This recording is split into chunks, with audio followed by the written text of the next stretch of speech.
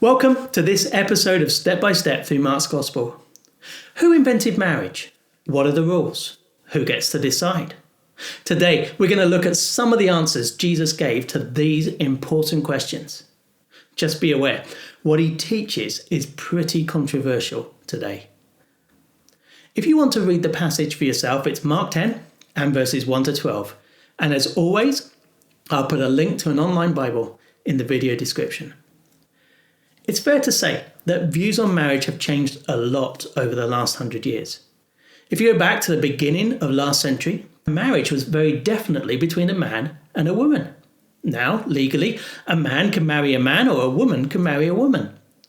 Culturally, the definition can be even broader, with occasions where people have held ceremonies to marry themselves. These changes haven't just affected the definition of marriage. The law concerning divorce has changed dramatically too. From a strict law with limited conditions to the no-fault divorce law that will come into force later this year. Now, discussions and debates about marriage are not new.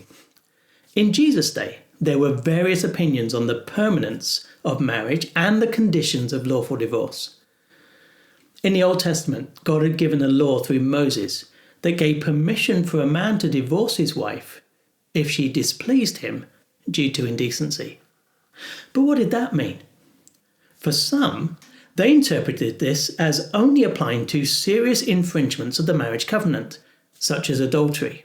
For others, and kind of the popular view, they took it far more trivially.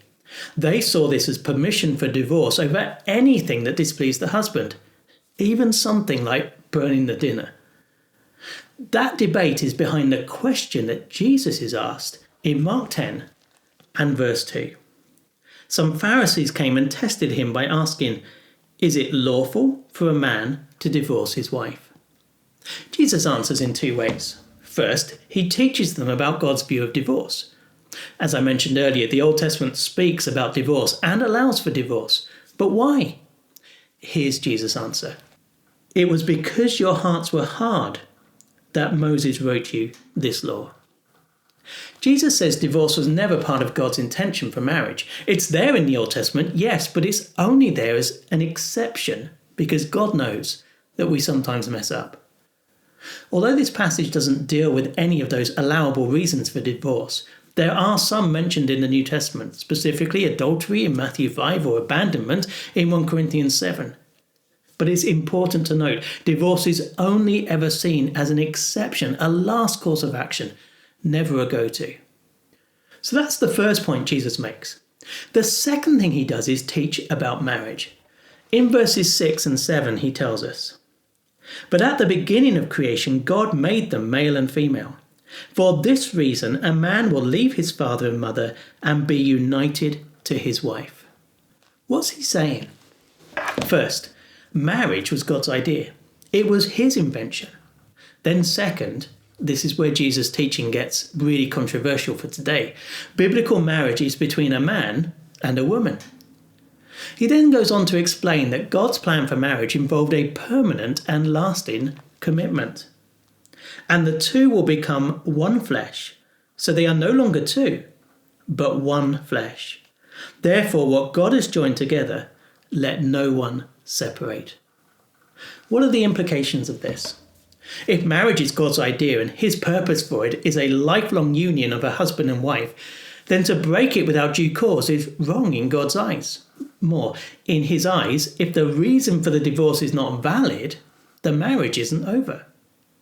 That's why Jesus says in verses 11 and 12, "Anyone who divorces his wife and marries another woman commits adultery against her, and if she divorces her husband and marries another man, she commits adultery." Now, in one sense, we've done the easy bit. We've looked at what Jesus teaches and thought about what he's saying. The hard bit is to consider how we will respond. You might be listening to this and thinking, that just sounds old-fashioned. We've come a long way in 2,000 years. We don't need these old restrictive structures. Just let people do what they want. You're right. 2,000 years is a long time, and things do change. Yet I think it's unfair to say Jesus is speaking these words because he lived in an old-fashioned or less liberated and enlightened age. Roman culture, the dominating force of the day, seems to have been as sexually free in heterosexual and homosexual ways as we are today. And marriage was easily entered and easily exited. Granted, this was being resisted by the Jews of the day, but from the debate on divorce, we see a big shift towards a light view of marriage. Jesus is not speaking these words because he is a child of his time. His words sounded as radical in his day as they do in ours. Or you might be listening to this and feel hurt by what Jesus is saying. Divorce might be part of your personal experience or part of the story of someone you love. Maybe you think it's unfair that the Bible doesn't extend its blessing to homosexual relationships and marriage. You're thinking to yourself, how can Jesus say these things? If that's what he teaches, I don't want to listen to him. If that's you, I understand where you're coming from. As I read the Bible, I don't always like what I read. I find that it doesn't always agree with me. But then, I think we should expect that. The only God who always agrees with me is one that I created to suit me. Can I ask you to think about what we've seen so far in Mark's Gospel? What is Jesus like? He is compassionate and caring. These words that we might find hard, do you think he's saying them to be harsh and to hurt? Or is he being loving and sharing God's truth even though he knows it will be hard for us to hear?